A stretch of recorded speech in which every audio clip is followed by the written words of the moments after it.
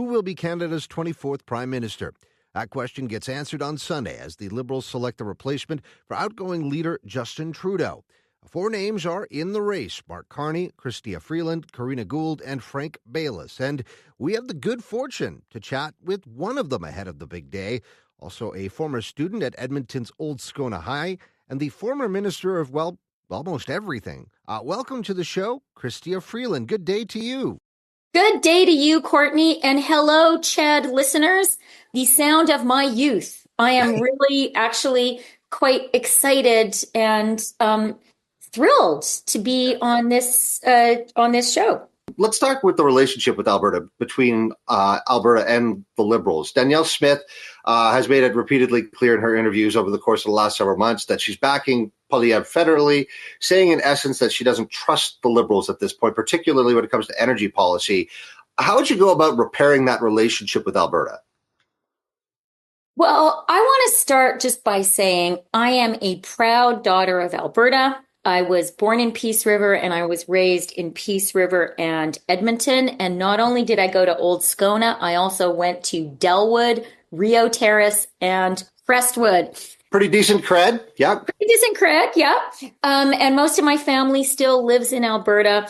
Alberta means so much to me. And I know that we have a strong Canada when we have a strong Alberta. I want to commit to everyone in Edmonton, everyone in Alberta, that as leader of the Liberal Party, as Prime Minister of Canada, Alberta will be extremely important to me. I will have a regional Alberta minister. I will be in Alberta often.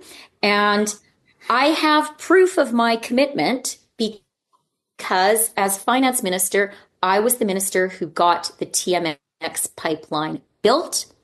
I talked about it proudly in my budget speech. I talked about the Golden Weld, and I do want to say thank you very much to the skilled tradespeople and the brilliant engineers. It was a real engineering feat to get it built.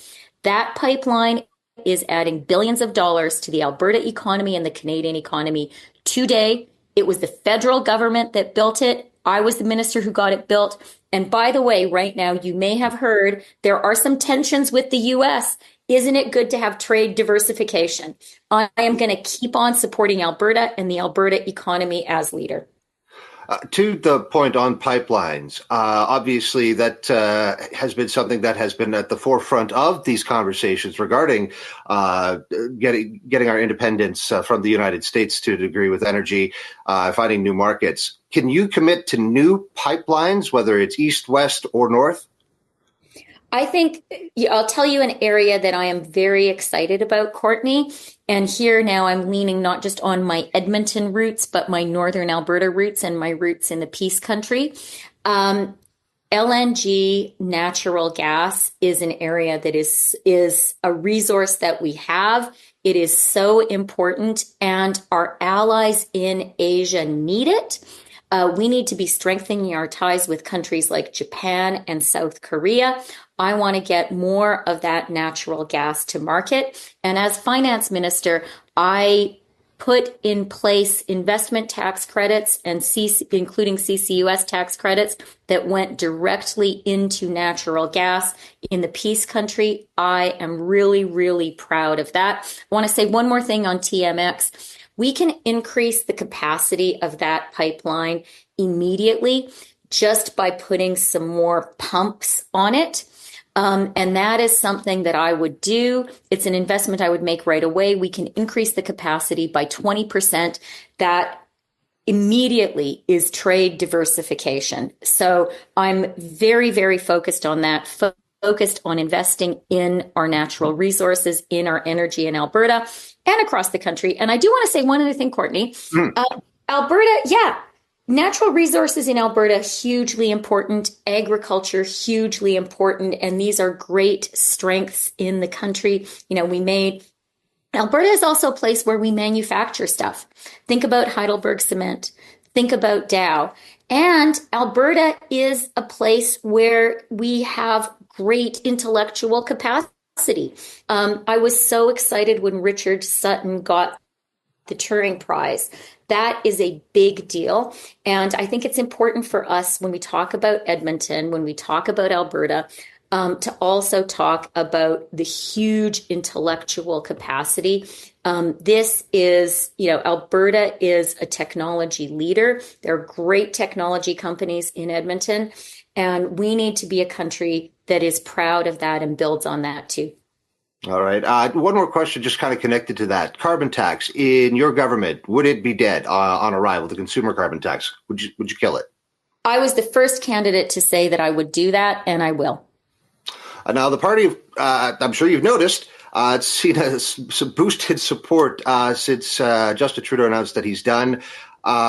Despite your very public departure from his cabinet, though, many will say that you two were kind of joined at the hip for years. How can you convince Albertans you're not Trudeau 2.0?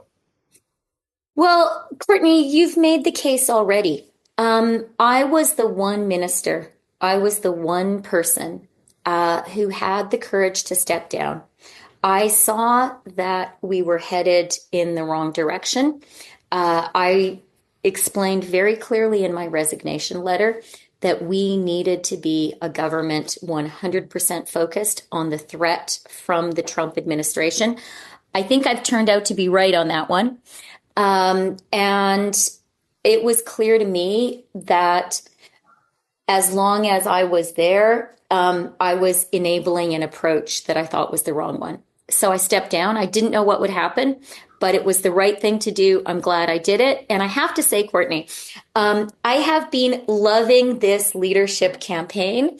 For me, it's been really fun. It's been fun talking to Liberals, including Liberals in Peace River, in Grand Prairie, in Edmonton, and in Calgary.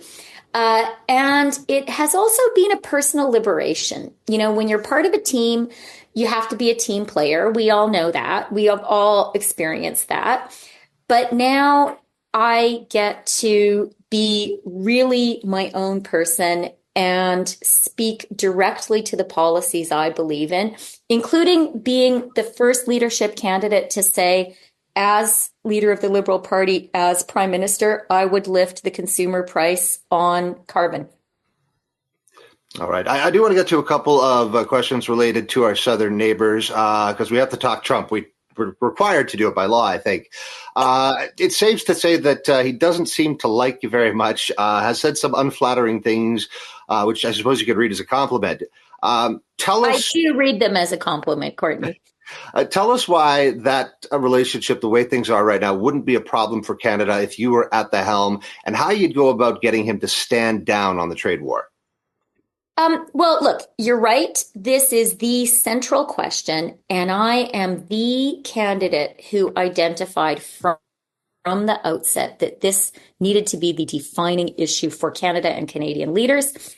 Courtney, I've done this before. I led the Canadian effort the last time Trump was president. Let's remember, last time he threatened to rip up NAFTA. There was all kinds of yelling and screaming and hollering. Last time he did impose tariffs on our steel and aluminum. I led a Canadian effort that was united, strong, and smart. And let's remember, at the end of the day, we got a great deal. America took an exit ramp. And actually, the deal we got was better than the one we had before. The thing that Trump really insisted on was just a new name for our trade agreement. He didn't want it to be called North American Free Trade Agreement. He wanted it to say U.S. And, we were prepared to concede that. So this time around, my approach will be united, strong, and smart. What we've seen with President Trump is with him, weakness is a provocation. Strength works. Being smart works. And that's where my approach would be really about surgical targeted retaliation, surgical targeted measures that activate Americans to lobby on our own behalf. One of the things I would put in place right away is 100% tariffs on Teslas. I think that would get the attention of the first buddy. And that is someone we need to be, having some conversations with the president.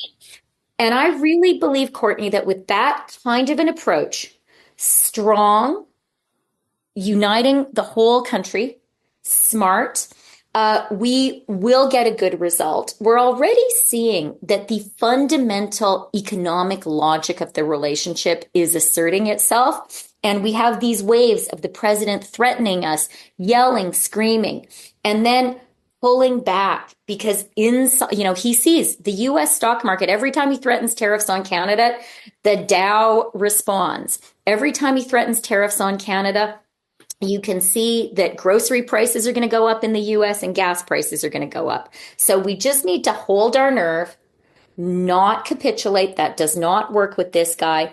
Be smart. Always be prepared to offer an exit ramp. Mm-hmm. Always be saying to him and speaking over his head to regular Americans, guys, this is not necessary. Really, we are your best friends. You are lucky to have Canada as a neighbor. And I really believe that with that kind of a steadfast approach, we can and will succeed. And I know that I have the experience, the plan, and the guts of an Alberta girl to deliver on that plan for Canada, for Alberta. I know you're pressed for time, but I do want to squeeze in here a couple more quick questions that I know are pertinent to the folks out there in Shed Nation. With respect to oil as a fight back, is that on the table, tariffs or curtailment on oil? My approach, Courtney, as Prime Minister would be united, strong, and smart. And I start with united. I will build a Team Canada approach that starts with working together with the premiers of the provinces and territories. I think we need to be strong. We need to use all the tools we can. I will use those tools only in a collaborative way. That's the only way we can work together. On the NATO question, obviously, Trump has always been calling for Canada to reach the 2% threshold. But given the fact that we're facing increased sovereignty concerns from many different fronts, would you be willing to go above 2%, 3%, 4% for defense spending? So, Courtney, I am the candidate who came out first and strongest on increasing defense spending. I have come out and said we need to get to 2% by 2027. And I would certainly, let's do this step by step. Let's get to 2% by 2027. I would certainly I certainly think we need to think about, do we need to go beyond that? I do want to say one thing about our defense spending.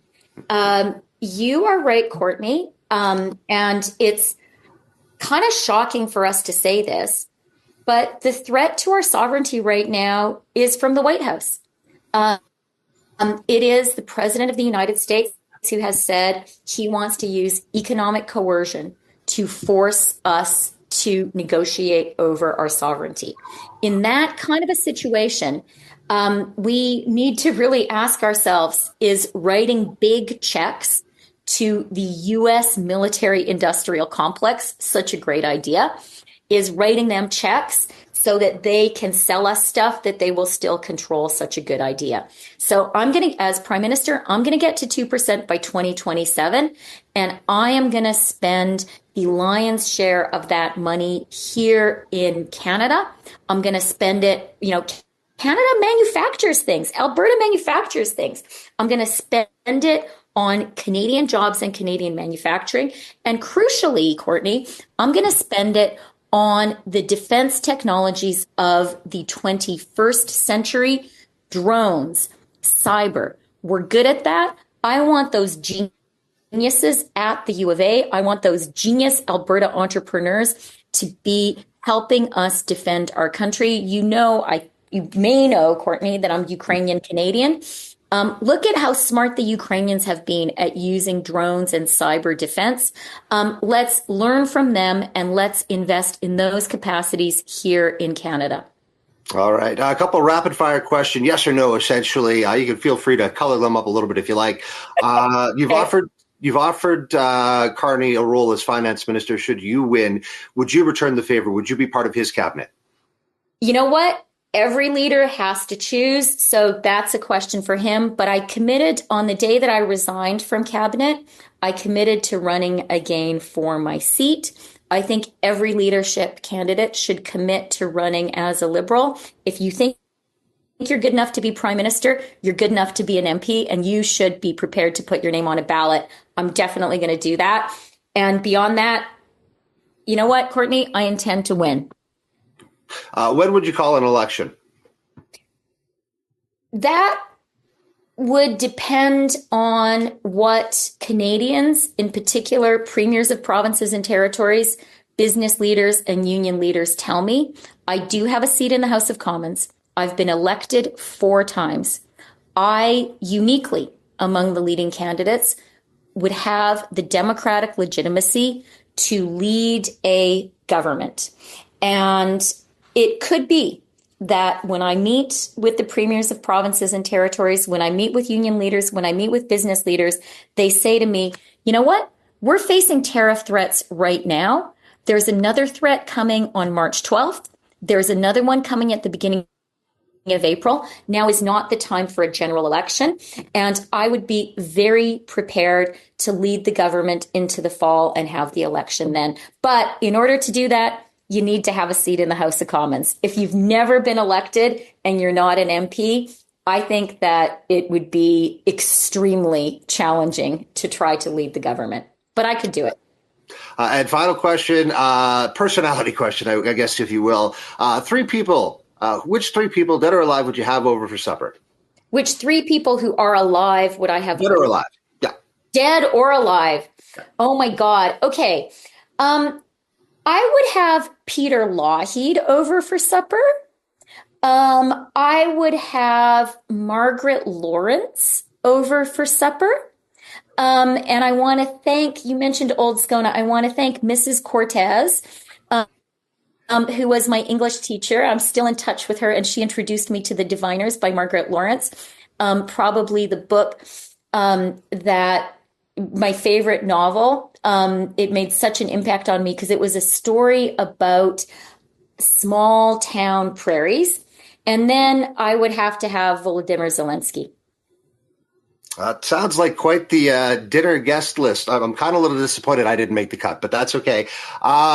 Thank you so much for taking the time today. Obviously, I know it's a busy weekend for you. It's been a busy stretch here all around. Hopefully, you are getting some sleep in there, and our eyes and ears will be tuned in to the big day on Sunday. Okay, thank you so much, Courtney. All right, and that's that. We're good.